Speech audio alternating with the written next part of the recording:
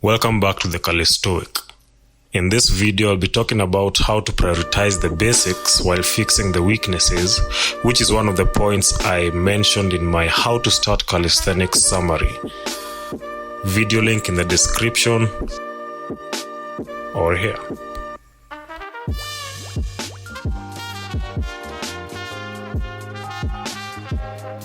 As a beginner to calisthenics, focus on working the large muscle groups using compound movements or exercises. These exercises work the high threshold motor units in the muscles, thus creating potential for more strength and muscle building. Calisthenics is based around training the ability to move better using your own strength. Moving better is in turn based around movements that the body was designed to perform. When we do this routinely, we form movement patterns. In calisthenics, we can group them into 5 major movement patterns. These are support. Support movements are exercises that have your center of gravity above your hands in a closed kinetic chain. Think planks, push-ups, dips, handstands, and their variations.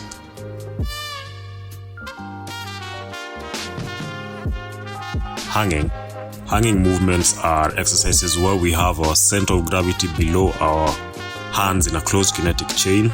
Think hang variations, pull-ups, front and back levers, and rows.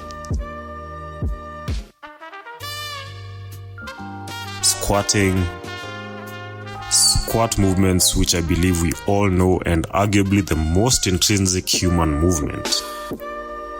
So your normal bilateral squat movement patterns and their lunging and unilateral variations. Compression movements, which work to bring your lower body and your torso together, preferably with extended knees and an extended spine. This in turn makes hinging at the hips that much easier. So think your L-sit variations and pancake stretches. The hollow body movements, which trains core bracing and engagement through many of the exercises or movements that I've just described, or the famous engage your core that your trainers keep shouting. The hollow body may also help in controlled and sustained posterior pelvic tilting for good form while performing many of the upper body exercises or movements. These movement patterns can be oversimplified as pull-ups, push-ups, dips, and squats, and they are the foundation of basic strength movements in calisthenics. Since they are the most encompassing exercises, you'll want to practice them with good form, multiple times, effortlessly, and on command.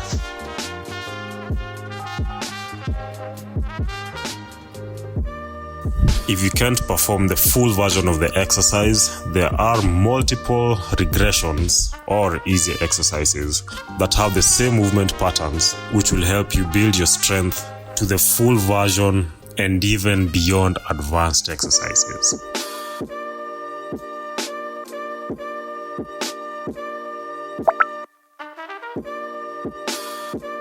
With these considered, you're only unfortunately as strong as your weakest link.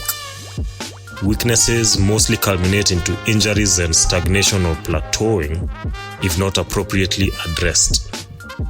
Apart from the non-exercise related variables I discussed, a required ability you need to have is availability. It goes without saying that you can't progress if you can't train.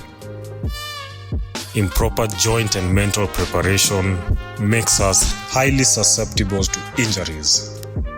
So whether it's acute or chronic, the moment an injury occurs is just part of a chain of events happening throughout anyone's training process. And fixing this is why it should be one of your top priorities.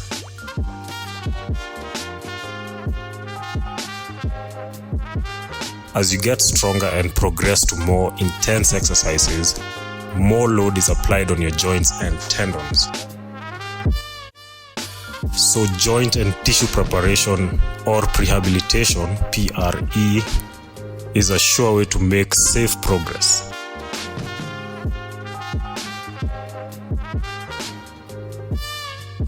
Another point to note is that if you're injured, seek medical assistance. Not just from anyone, but look for licensed physiotherapists or sports doctors. They could help diagnose an injury with its exact cause and not just treat the symptoms of an existing injury.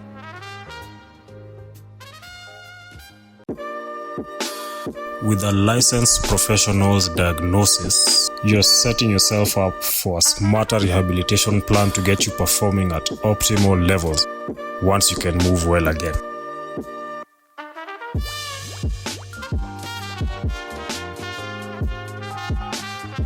Living and training free of injury is all tied to moving well using the basics. So to move well, you need good posture, solid biomechanics, decent mobility, and muscle pliability.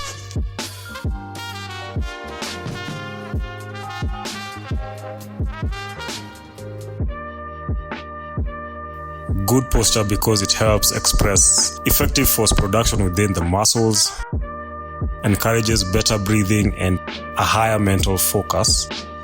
Good biomechanics because that is how you express movement as simple as you're walking. Decent mobility within your joints, which is the ability of your joints to actively move throughout its expected range of motion, which justifies the statement that any movement the body can do, the body should do. Otherwise, it wouldn't have been designed that way. And muscle pliability, which enables muscle contraction through shortened and lengthened positions, so to an extent, flexibility.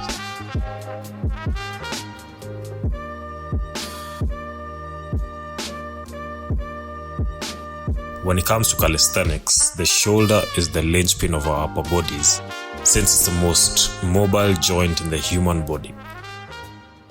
Shoulder health is loosely based on our ability to perform elevation, depression, protraction, and retraction by employing the muscles running across and around it. Strengthening these movements and their variations help with shoulder stability and mobility, which we can then perform the major upper body strength movements safely.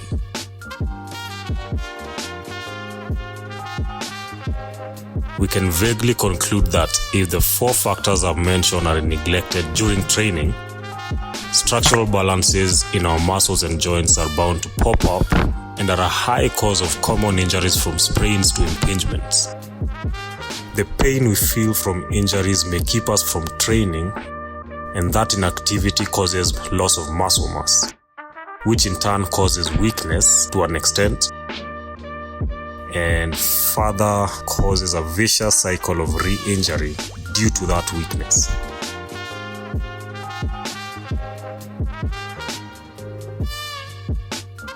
Our lifestyles and daily routines inadvertently increase the chances of injuries. An office worker, for example, always performing a few select movement patterns all day without correcting them at any point. Shoulders always internally rotated, hunched over with wrists always extended, weak hamstrings and tight hip flexors because of always sitting down. So enough time spent in only these positions will start to cause neck or lower back pains and more immobility. To try and avoid that pain, a smart and easy correction will be safely strengthening the movement opposite the daily routine. So think of if you have too much spinal flexion from sitting hunched over, introduce some spinal extension and their variations until some balance between the opposing movements is achieved. As you improve your mobility and flexibility, it's also important to improve your stability through this new range that you're unlocking. Otherwise, you'll be right back to square one with a new injury due to expected weakness in the supporting structures. However, If you experience chronic pain due to lifestyle factors and habits, it's still advisable you seek a licensed professional's opinion.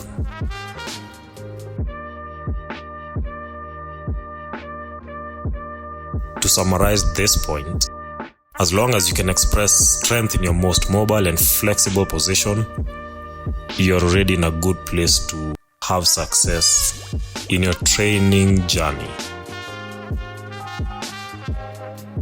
Subscribe and turn on notifications to learn how to implement the information you've just picked up. Thanks for watching.